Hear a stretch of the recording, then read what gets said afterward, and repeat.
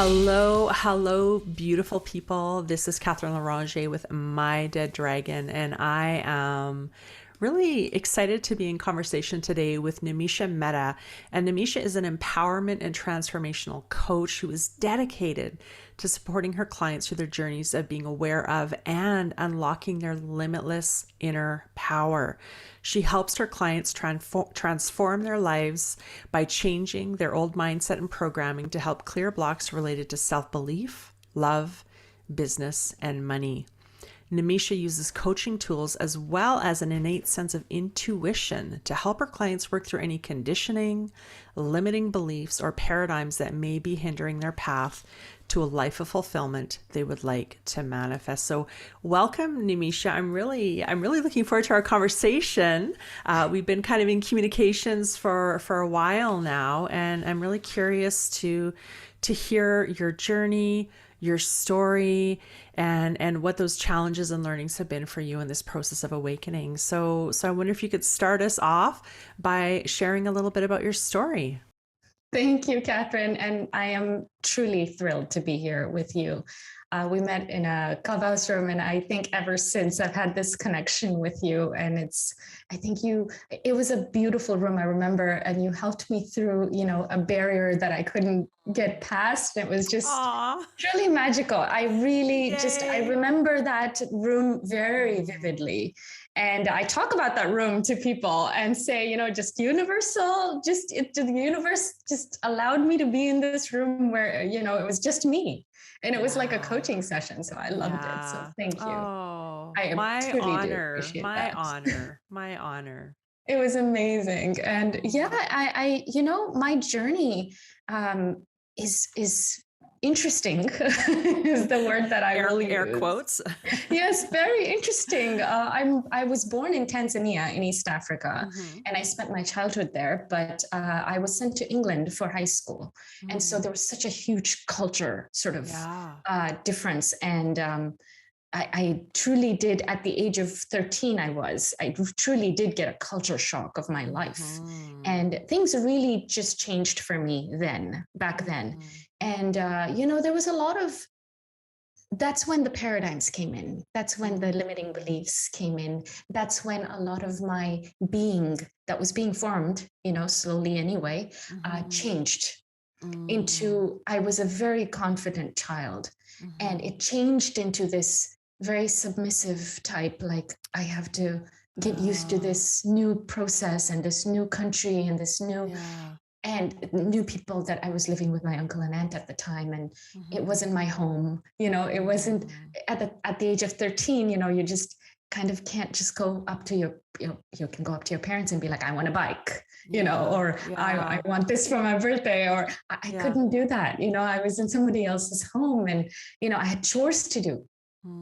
And at the age of 13, and I came from a place where, we had maids and drivers and came to England, and it was winter for the first time. What is this winter thing? It completely changed me, I think, as a person. And that's where, I think my journey began of just not having a lot of belief in who I was anymore. And then slowly I came to, my parents migrated to Canada, immigrated. And so I came there with them, and we didn't have we had financial difficulties. So I had to stop school, and university had dropped out, and I started working because we had to, for the household. So I had to help do that. So I became an adult at a very young age, at like 16 or 17. And things just got away from me in terms of who I was. The confidence and the parenting was very different. I come from a culture where, boys are sort of better than girls. And so I was told that. And I think that the me that was coming out of that was, I think, the ideal me, the higher self, was just being squashed, again and again, just being squashed with every incident. So I started like that. And then, you go through relationships after that, because you're at that age, and you look for people who sort of try to fulfill that need, And so I became codependent, and I became this people pleaser and this needy sort of person that needed people to love her. The outside validation was more important than, I didn't have any of my own validation. Yeah. And then I got hit with a health thing. I was diagnosed with chronic kidney disease at the age of like 26, 27. And that was the biggest shock of my life. And then they gave me medication and both of my hips collapsed. Wow. So I was now on disability. Yeah. So everything was just like, what do I do now? Wow. So interesting, right? That you mentioned along the way you felt like the you that was seeking to emerge kept collapsing until your hips literally, your physical body literally collapsed. Yes. Yeah. Yes. Physically, this happened to me. Yeah. And this is why I tell people whenever I talk about mindset, I'm like, just be very careful about what you're thinking. Make note of what you're thinking throughout the day. Maybe do check-ins of what you're thinking, because it has physical manifestations. Yeah. You know, the way you're feeling inside, your inside has to match the outside. And if it's not, these things show up for you. And I am 100% sure that this is mindset related. You know, the chronic kidney disease, they still can't figure out, the doctors have tried to figure out why I had kidney disease, because none of my family members have it. I don't have a history. It just happened. And so I truly think it's because I was squashing everything inside and just like, and so I am a big believer of this stuff can really manifest. So be truly careful of your mindset and how you're forming it and what you're thinking. So it started with that. And then I was completely dependent in every way possible with, you know, everything with on other people. Yeah. So for years, I had no career. I just kept hobbling on, you know, with depending on other people and getting validation from other people. And then 2020 came and the pandemic came. And then I was deemed the high risk category. And then I was just in jail. You know, I was like, oh my God, I can't do anything. I can't go anywhere. And before, I would have these issues come up in me and I would just run away from them by just calling up a friend and being like, hey, can we meet for tea or something? And it would go away because I felt better. Yeah. I wouldn't voice my problems, by the way. I would just laugh, you know, with the friend and it would go away. I wouldn't ever voice my problems because those problems we brush under the carpet. That's what I've been taught. Yeah. But the pandemic really hit me. It really just, everything inside of me was just like, screaming. Nowhere to go, no distractions, right? You can't. And so the demons were coming out and screaming, you know, and so everything had to collapse again. And that's when I found that courage inside of me to be like, you know what? I didn't come this far to just come this far. This is not, this has to change. It was either that or just like, that's it. Misery. And I hated being miserable.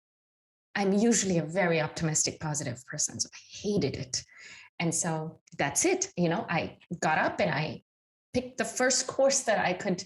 I researched, you know, and I actually researched counseling, not coaching. But coaching just kept coming up. And I thought coaching was like, you know, a team, you know, you're baseball team coach, like a soccer coach. And this as a coaching of what is it? So I investigated very little. And then the first course I found, I was like, you know what? I'm just going to go for it. And I did. I just signed up. The first lady that I spoke to was very kind and she said, this is going to work for you. And I said, I believe you. So I did. And I just went for it. And so I took that leap of faith. I literally jumped. And and I had to work on myself, like tremendously. Every single paradigm had to be broken. I'm still breaking the paradigms. It's an ongoing process. But that's where I am now. Wow. So much to unpack there. Yeah. Right? So much to unpack there. And I love that you have this recognition of the pattern, right? This pattern of, and really this is the theme of the podcast, My Dead Dragon, is where we are in patterns of maybe not giving up on ourselves, but not backing ourselves, patterns of putting ourselves in that subservient role, patterns of not feeling like what we want out of life matters, or that we're worth it or deserving of it, patterns that don't serve us anymore. And then we get to this point, right? And we were talking a little bit about this before the recording, that the universe whispers to us, right? We get those whispers of discontent, those whispers, those feelings of like, something's not quite right here. This isn't working for me. Maybe aches, pains, headaches, depression, anxiety. And when we ignore the whispers, it turns up the volume. It turns up the volume. And so was there a moment for you, Nimisha, I'm curious, where you're like, oh, it was that, can you kind of point your finger on a moment and say that was the moment when I realized that was kind of that final straw? Or was it a series of moments? I think for me, it was a series of moments that were building. And I think it happened, I'm going to say about 4 or 5 years ago. It just kept building, like you said, the whispers, they kept getting louder, but I wasn't listening to my intuition. And I'm a very intuitive person, it seems. Now I've discovered. Yeah. Back then, I thought it was just, it's just a thought. And that something's not right, that this is not right. And I remember that moment when I felt like there was one moment, this was last summer, where I felt like, you know what, if I wasn't here anymore, I don't think it would make a difference to anyone. It was a really dark moment in my life where I felt like if I was to disappear, nobody would care. And I know that's not true. Yeah. But in that moment, I felt like I wasn't contributing anything to anyone's life. So I felt that way because when I looked in the mirror, I felt like I wasn't doing anything for myself. I think that's what it was. It wasn't about somebody else. It was about what am I doing for me? And that was zero. So I think I came to that realization last summer where there was that one, dark moment where I thought, if I just wasn't here anymore, would it make a difference? And so I wanted to change that. I wanted to change that thought and say, if I can make an impact on my own life, forget about everybody else, that comes later, but on my own life, then that's a success for me. Yeah. Yeah, that's, such a powerful point. And I think that so often, there can be a tendency for people, women especially, to really give up themselves and be so focused on giving, doing for everybody else that we forget to actually fill our cup up first. And I don't know if this is where it originated, but I first heard it in a talk by Lisa Nichols, and she talks about you don't give from your cup, you actually fill your cup to overflowing and you give from your saucer. Ooh, that's right? great. Oh my God.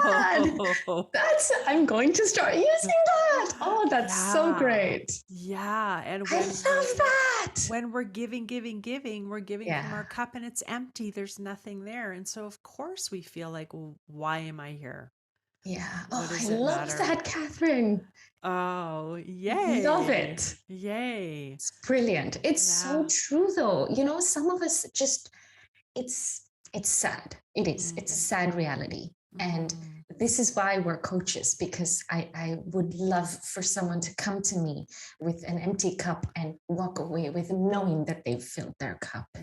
That's what it's about, because I've done it. You've done it. So I want to spread that everywhere. But it begins with you.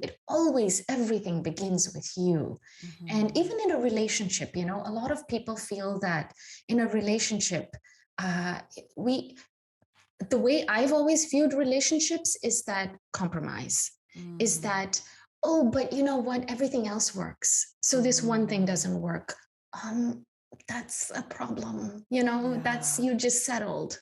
Yeah. So to deserve what you really deserve, but Mhm. to get there, I need to understand what I deserve. Yeah. And Uh, when your whole life you're told what you, how about this, what you don't deserve, yeah. and you Yeah. accepting that is Yeah. the problem. Is Yeah. that, oh, but you don't deserve that, you know, Yeah. and that even the inside, the inner critic says that to you every day. You know, when you want to Mhm. start your own business, well, who's going to give you the loan? Mm, Who's going to, mhm. like, just think about it. You know, Yeah. you're saying that to yourself. It's not really you. It Yeah. isn't. Yeah. They're trying to protect you, these things, these feelings. Yeah. But we have to get to a point where my higher self says, do you even know who I am? That's what I say to one of my Mm, friends, is that because she mm, always is like, what do you do when the gremlin shows up and says, you're not good enough? And I mhm. say, I look at the gremlin in the eye, probably in the mirror, and say, do you have any idea who I am? How much Mm. power I hold inside of me? If you did, you wouldn't be talking to me. Wow. That's what I use. It's that Wow. power that I have inside of me to have anything I want Yeah. if I wanted it. Yeah, if it's truly aligned. And so, Exactly. how did you come to the point where you were connected to that point of power within? It's, I got to that point with so much, I needed to know, and my friends are amazing. Truly, you Mm, have to have a beautiful circle around you. And I'm truly, truly blessed to have that, to have people around me who said, when I said I wanted to start a business, and they're like, yeah, you do. Yeah, oh, you yeah, you do. do. You know, I had people just backing me Yeah. Wow. every step of the way. And I think it was the universe that said, oh, okay, so you've decided. All right, here you go. The Mhm. doors are open. But Yeah. I needed to decide. So Yeah. that decision was really pivotal for me. Yeah. And that's where the power came in, where, you know, that moment when I told you that was that dark moment where I thought, if I didn't exist, what would happen? Mm, The second thought after that, or the thought of me picking myself up and rising, was that, why would I not exist? I'm the mm. best thing that's happened. Oh, wow. I'm the best thing that's happened to me and to everyone else. Yeah. They're lucky to have me in their life. They have the privilege of having me in their life. I'm loyal, I'm kind, I'm dedicated, and I'm a good person. So That's just the, what was that voice? Who was that voice? Was that a voice you'd heard from before? no, I think that was the voice Mm, of that girl that kept being squashed mm, throughout my whole life. I just didn't let her speak.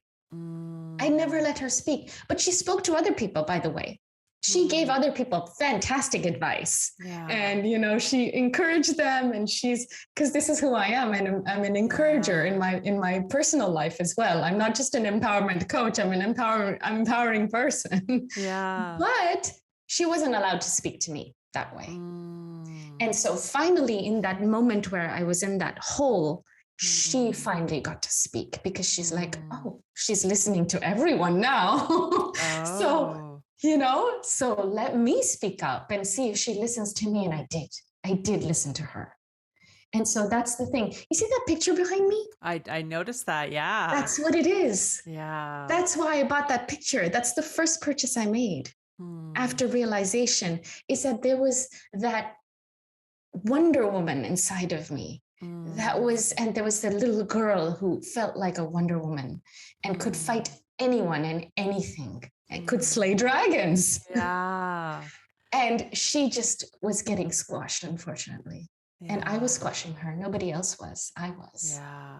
That's a And that's a powerful realization to come yeah, to, that, oh, it was actually me, yeah, right? And so how do you, when you, because truly we create our own lives, and we all run a pattern, and when we wake up to the pattern and realize, like, oh, I was the one who was running that pattern. So in that moment and the moments that come after that, how do you hold yourself with self-compassion?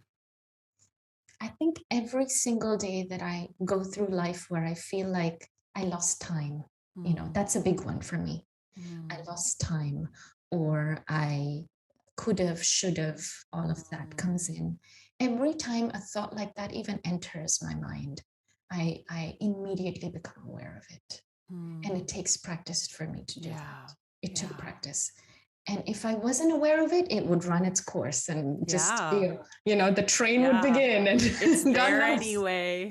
God knows what destination that train is going to land at. So that was not a very good idea. So I think I did that for myself. I said, every time you're going to get a thought that is not empowering, you are going to recognize it and be aware of it. And then we'll deal with it. Where is it coming from? Where is it going? Why is it here? Is it because of something that's happening now or the past or whatever? But that thought needed to be caught in its tracks. Yes, right? The first step really truly is the awareness and the noticing, because we are running a pattern. Those thoughts are happening anyway. It's just that they're so often in our unconscious or subconscious that we don't even know it. Exactly. And the subconscious it's now that, Bob Proctor has taught me, I love him, by the way.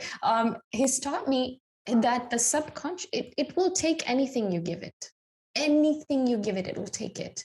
Whereas the conscious mind, we are aware of the things that are going in and sort of like, oh, well, I don't want this. When you meet someone who's negative, you're like, oh, I don't want to deal with this right now. It's just your conscious mind. But the subconscious is anything that you are thinking or doing, or it's all going into the mind. So I keep feeding it thoughts throughout the day. I keep feeding it music, or just, this picture's up there for that reason. Subconsciously, it's feeding me that image. And I feed my subconscious the thoughts of power, pure power, just the light that I am, the light that I shine. And then I feed it thoughts of, wait, if I'm a light, everybody else is as well. So why can't they shine? And so that goes into my coaching, and I'm like, you're a light. I don't care what your paradigms are. We'll get there, but you are a light. And so that's where it comes from. But keep feeding it just again and again. And it takes practice, of course. Eventually, you won't have to feed it anymore.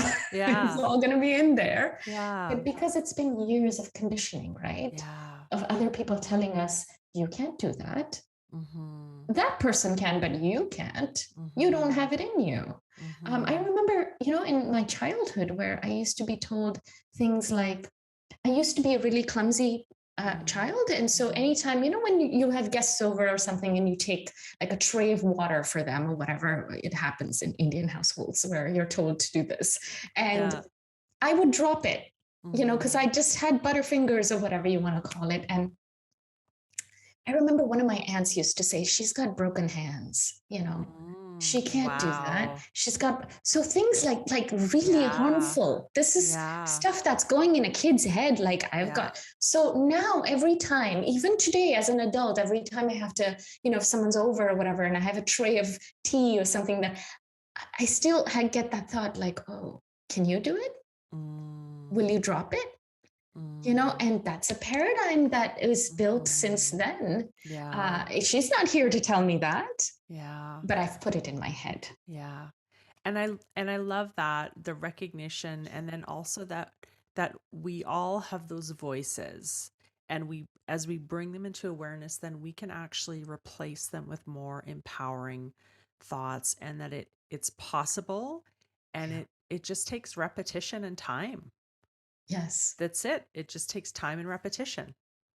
And kindness. That little girl, I see her. I do now, and I have so much compassion and love for her. And I give her, every morning I wake up, she wakes up with me and she says, what are we doing today? Oh, fun. Every morning she wakes up, she's like, what are we doing today? And I give that to her, whatever she wants to do. If she wants to dance, I give it to her. If she wants to sing, I give it to her. And when she's happy, I'm truly radiating with joy, because it's me. She's me. Yeah. So she's helping a lot. that yeah, the inner child work is so can be Yeah. so helpful, right, to really connect with those parts of ourselves and then bring them into the light and into our life, and the Yeah. play and the joy and the fun and all of that that comes with it. Yeah. Yeah. And you protect it. Yeah. You're, and I do apologize to her all the time. I'm like, I'm sorry that I didn't protect you, Mm. that I let things happen the way they did. Yeah. But then she has a lot of compassion for me too. She Oh. says, that's okay, let's go play. So Oh. it's great. It Yeah. really is that relationship. But that really is my higher self. Mm. She's the one I was squashing. And Mm. she comes in every age, Yeah. she comes in every single form. Yeah. She's been there all along. Exactly. Yeah. And She's she's the that. light. Yeah. She's that infinite part of you, the part of you connected to source. It's so true. And that's the power. There is Mm. so much power in that, in Mm. knowing that you have that inside of you. I remember talking to Mhm. one of my friends the other day and I was like, did you know that you're God? And she's like, seriously, Nimi? I'm like, you are God. You're made Yeah. every single religion says you're made in the likeness of God. What does that mean? Yeah. I'm like, break it down. What does that mean? That means you're God. I don't Yeah. mean it in a let's pray to me kind of sense, not in a Yeah. narcissistic type of way, Yeah. but if you believe that you have the light of God and that Mhm. the day that you are free of all of this, you're going to just Go immerse back to into source. that. Yeah. Yeah. Is there anything you can't do? God can click and, magic, it's appearing. Why Yeah. can't you do that? Just find it inside of you. Yeah, and I know that to be true as well, that we are all expressions of the divine in whatever language you use to describe that, that it really, our life, your life really is that sacredness that's expressing its Yes. divinity, expressing through you. And Yeah. it's that light, it's that love that's expressing through you. And so your dreams, your desires, your wishes, how you want to experience this life, that is God itself.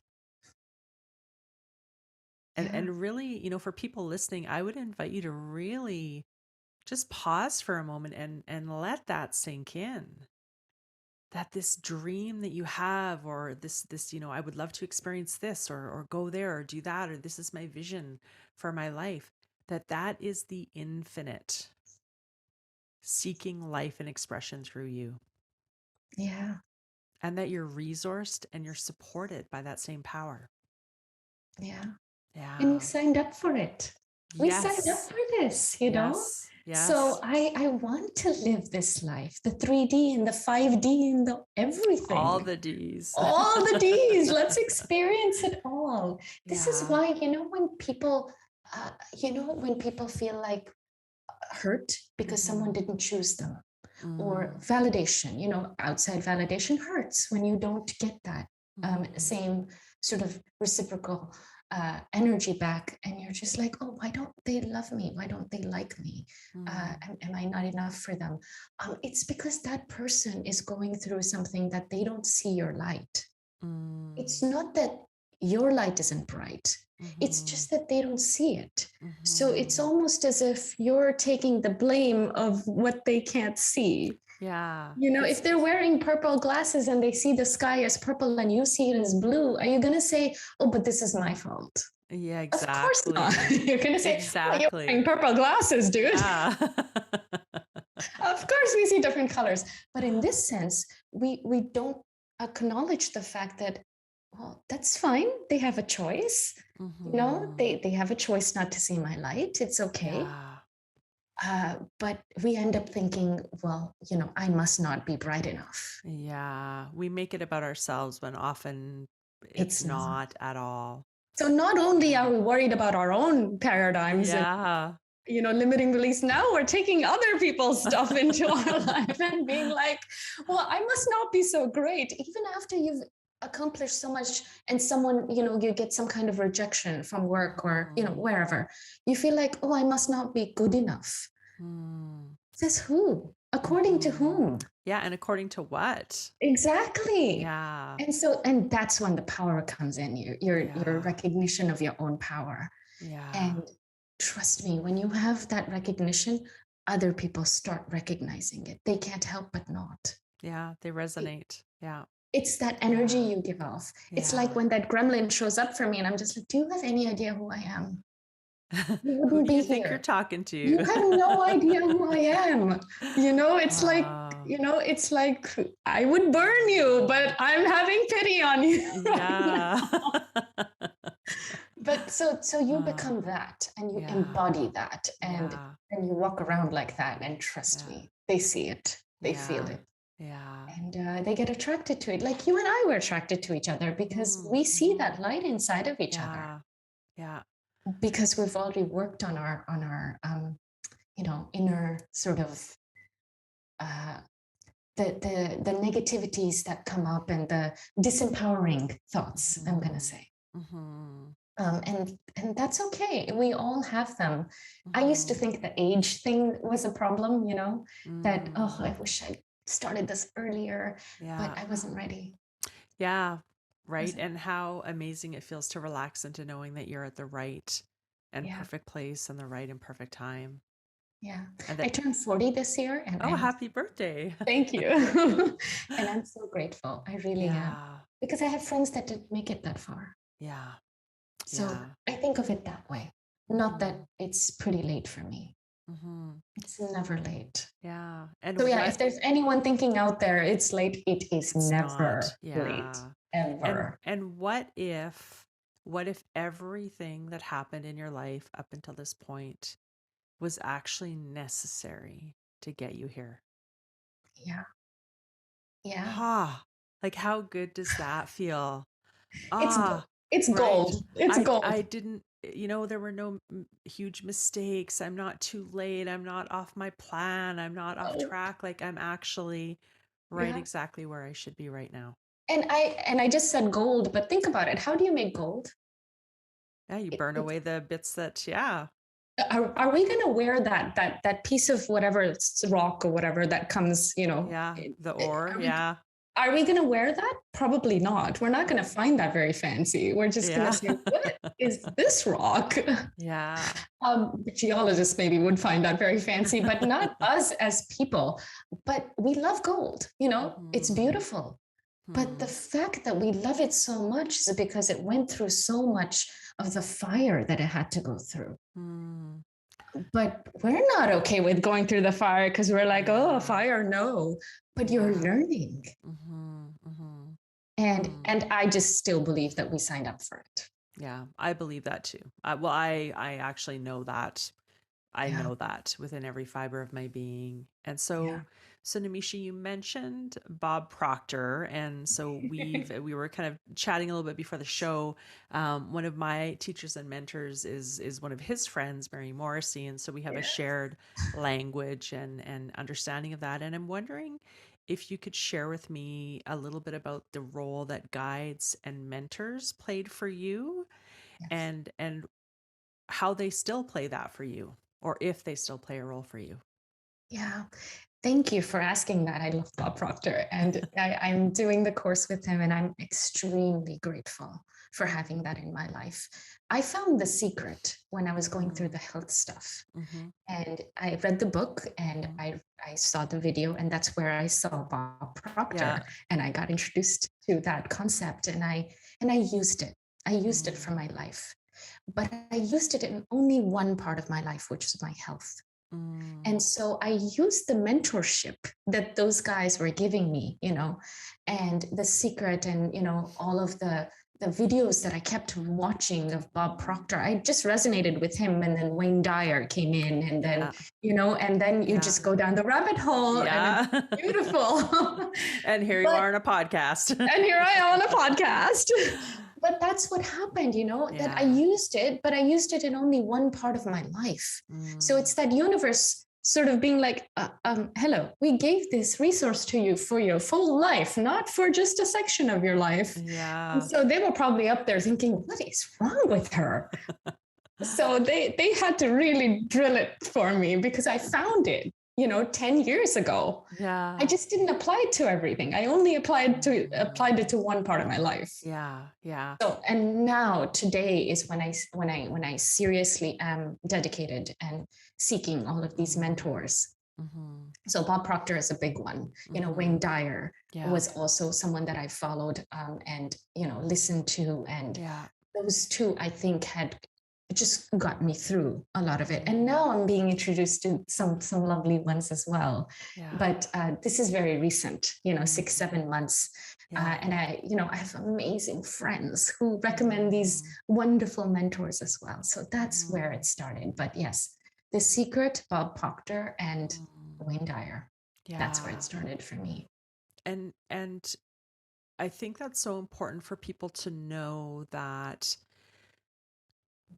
it's one of the most powerful ways to shift a paradigm and those limiting beliefs is to be in that structure of support. And Nimisha, you also mentioned getting into coaching yourself. And for people who maybe haven't found that right fit for themselves yet, they're not quite sure what that might look like, you can actually start with the people who are on YouTube, right? You can in your mind tell yourself Bob Proctor is my mentor. Wayne Dyer, I always mix up his name. Dyer is my mentor, right? Yeah. You can actually make that decision in your mind and start to read and listen to, and that will start to shift things for you. Yes, I agree. But also implement it. Don't just listen and then just say, "Oh, that was lovely." Yeah, and then back to yeah. And we do that, don't we? I did it. Yeah. I did it. I know many people that still do it. Yeah. And if we don't implement it, it's as Joey calls it, it's a moot point. Yeah, my mentor, my teacher and mentor, Mary Morrissey, says, "Inspiration without action is just entertainment."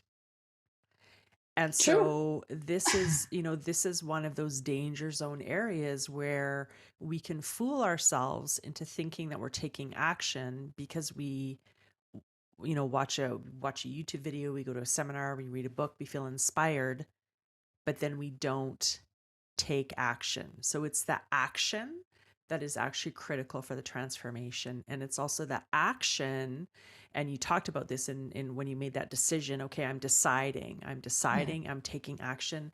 So it's the action in the absence of knowing how it's going to work out that actually starts to move molecules around you. That's when you start to activate the laws of the universe in your support. Yeah. And by the way, I am living proof of the fact that I had no idea how.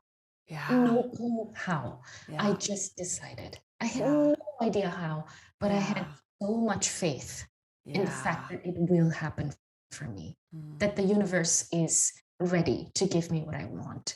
And so I didn't, and maybe I'm not a logical person. That also helps that my mind doesn't think logic. My mind just thinks, outside of logic. So that also helps. A logical person would have trouble being like, well, what do you mean don't think how? Well, like, of course you have to think how. So I get that. I get that part of, life as well.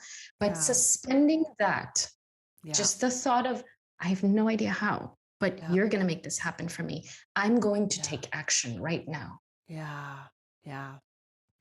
Yeah. The action is the critical piece.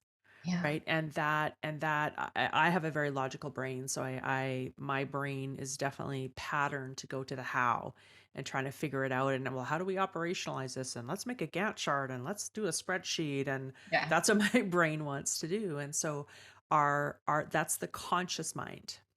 Right. That's the conscious mind. And Nimisha, you talked about the power of the subconscious mind is actually that's where we want to get in and make the shifts, because that's what's actually running the bus. Yeah. I literally look in the mirror and I'm like, there's no one better than me out there to do this, whatever it is. Yeah. So, I mean, why me? Why not me? It has to be me. Yeah. And that's where it begins. And failure, that's fine. I'm totally 100% okay with failure, because there must be a reason it's there. Maybe I just didn't, put in 100. When I fail, I ask myself one question. Did I really put in 100%? Like completely dedicated myself to this? Usually the answer is not really. Mm-hmm. And Yeah. if it is yes, then it's not a failure. Yeah. And I believe that failure is not falling down, it's staying down. Mm, So when we have those events, those circumstances, those, situations that we could label as a failure, it's only a failure if you make agreement with that. yeah. It's only right if you let it stop you. Yeah. Don't If you accept it. Yeah, if you wear it. Okay, so that didn't work out. What did I learn? How did I grow? What was the gold there for me? And Yeah. then sift through and take those pieces Yeah. and then leave the rest in the past. Also, in a failure, it's usually not just you, right? There's Yeah. environmental stuff, there's other Yeah. people sometimes involved. Yeah. And guess what you just did? You just took all of that and put it on yourself because that's what we like to do, don't we? It's all my fault. Right. Let me just put this entire blanket on myself and then cry. Yeah. Yeah, we own stuff that's not ours to own. It's not ours. It's not Yeah. ours. The environmental stuff, the other people, the Yeah. anything that happens in a failure, it's usually not just you that's Yeah. involved in that failure. It couldn't be. Yeah.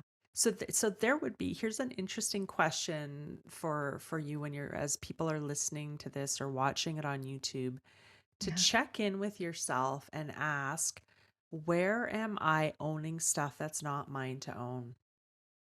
And how does that serve me? How Yes. does that serve me? Yes. Yeah. This is not Yeah. mine.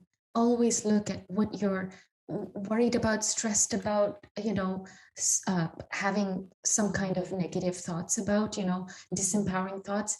Just for 1 second, take a step back and think, is this all me? Is it all Yeah. mine? Yeah. And Because if often it it's isn't, not. Yeah. yes. Often it's not. Yeah. And that's if it's somebody else's, that's also okay. I have Mhm. compassion for people who have stuff going on and they haven't dealt with because I Mhm. was there. So We've I all have been there. compassion. Yes, Yeah. absolute 100%. There's no blame. There's absolute compassion, but it's not serving me. Mhm. So I have compassion for myself as well in that sense. So Mm. I will let go with love and say, okay, Yeah. this is, Yeah. I understand. They're not in a place where, I am, and that's Yeah. okay. Yeah. I will never take, a failure that is maybe 10% me and, maybe 60% someone else and like the rest environmental and just say, oh, this is me. Oh my God, I failed. What Mhm. am I going to do now? This is a Mhm. disaster. Yeah.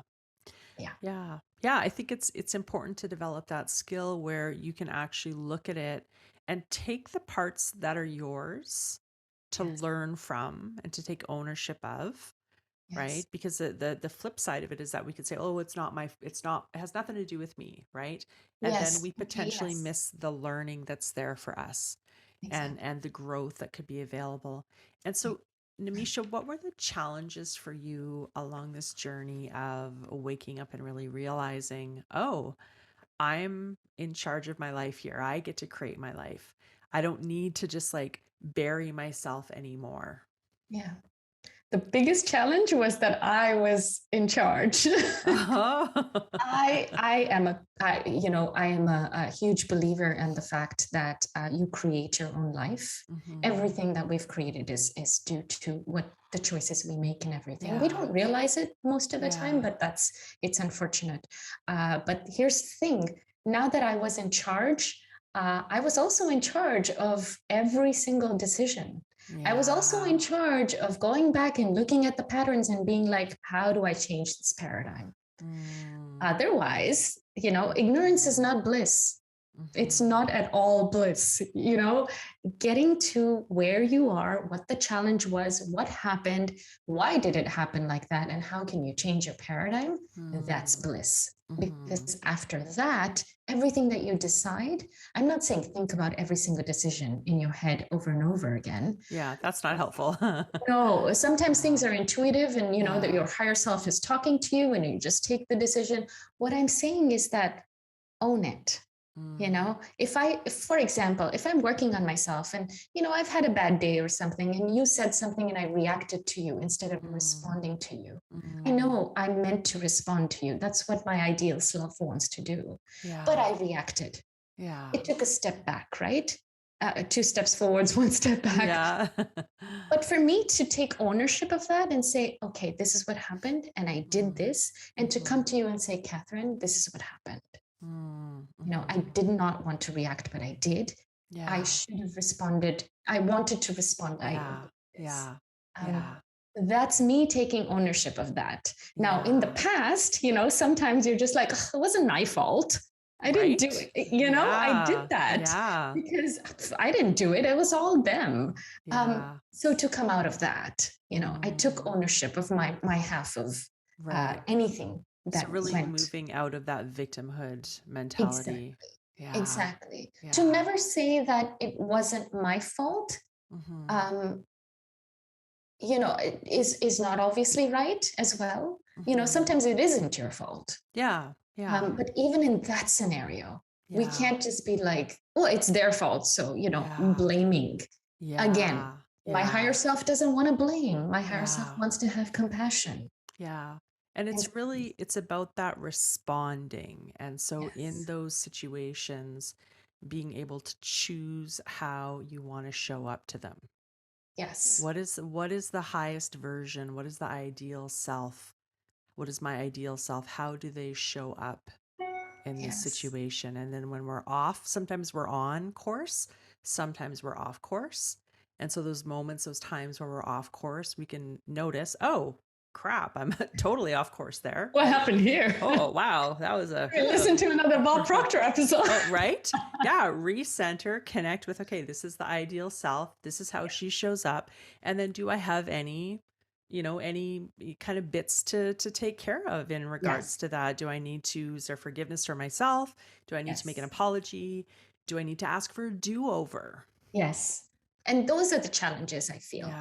To be able to try to maneuver around all of that. I always say, once you see it, you cannot unsee it. So once you are aware and conscious, go back to sleep. Not in the same way. Yeah. So none of it passes you by. You acknowledge it all. Yeah. And so that is the challenge. Yeah. But it's okay. I chose it. Yeah. Right. And so if you could, from your heart, send a message to yourself in the past or to people listening who are on this journey at whatever point in the journey they're on, what would you want them to know? Or what would you want yourself to know? There's only one thing that I want every single human, man, woman, child to know, that there is no one like them in this world. There's only one them. There is only one them. Yeah. There is not a single person that's like them in this world. And so that in itself is really powerful. You have been created for a reason, uniquely created. Yeah. So if you're not going to honor that, then I think that it truly is, for me, it truly is a step back if I'm not going to honor that. So every single moment of my life, I want to spend knowing that I'm unique. I'm me. There's nobody in this world that's like me. And to go through life knowing that this is who I am. This special being that's been created and sent on earth to experience this, whatever it is that I'd like to experience. And so if I can have that person believe that, any person believe that, then that validation that they seek from other people, it doesn't exist anymore. It doesn't exist. They just don't see you like that. That's okay. You see yourself like that. Yeah.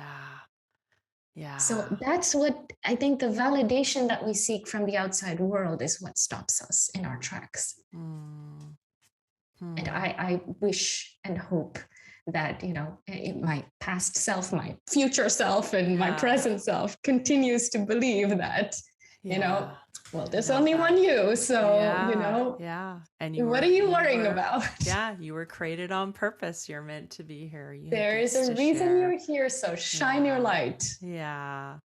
Well, thank you so much. I so enjoyed our conversation, and I want to thank everybody for listening and tuning into the podcast. And I would love to ask for your support by subscribing and rating it, subscribing to my YouTube channel.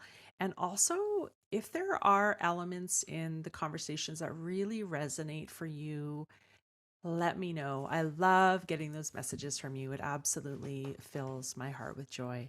So thank you so much and have a wonderful, wonderful day.